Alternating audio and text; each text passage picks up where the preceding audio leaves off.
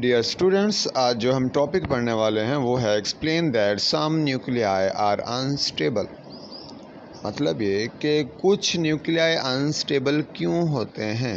ठीक है, जैसे हमारे पास रेडियो एक्टिव एलिमेंट्स हैं वो अनस्टेबल होते हैं, उनके एटम्स टूटते रहते हैं और अल्फा बीटा गामा रेडिएशंस खारिज करते रहते हैं। अब इसका जवाब जो है वो काफ़ी सिंपल है। ठीक है, तो चलें इसके जवाब की तरफ चलते हैं। अब इसमें होता क्या है कि कुछ एलिमेंट्स हमारे पास ऐसे होते हैं जिनमें number of neutrons and protons बराबर नहीं होते, जिनको हम केमिस्ट्री की लैंग्वेज में आइसोटॉप्स कहते हैं।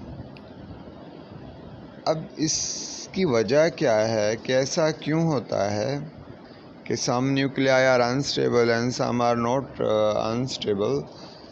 The reason is behind it is very simple.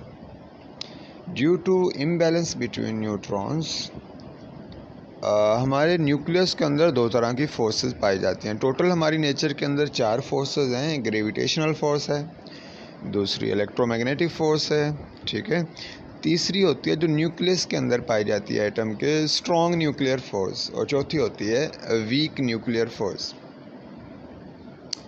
Gravitational force और इलेक्ट्रोमैग्नेटिक फोर्स न्यूक्लियस से बाहर हैं। लेट्स सपोज हर मास दूसरे मास को अट्रैक्ट करता है, और ये ग्रेविटेशनल फोर्स हो गई। और इलेक्ट्रोमैग्नेटिक फोर्स ये जो मैग्नेट के बीच में या चार्जेस के बीच में फोर्स पाई जाती है अट्रैक्शन की या रिपल्जन की, उसकी बात हो रही है।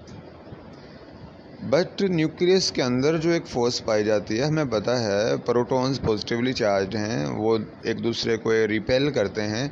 तो न्यूक्लियस के अंदर किस तरह ये सब इकट्ठे रहते हैं, न्यूक्लियस में प्रोटॉन्स और न्यूट्रॉन्स होते हैं ना, तो इनको बाउंड करके जो फोर्स रखती है उसे हम स्ट्रॉन्ग न्यूक्लियर फोर्स कहते हैं।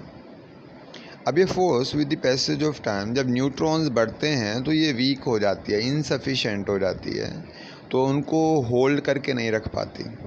ठीक है, तो मीन्स हम एक और रीज़न इसमें क्या बता सकते हैं। अब ये जो इम्बैलेंस है between neutrons and protons causes insufficient strong nuclear force.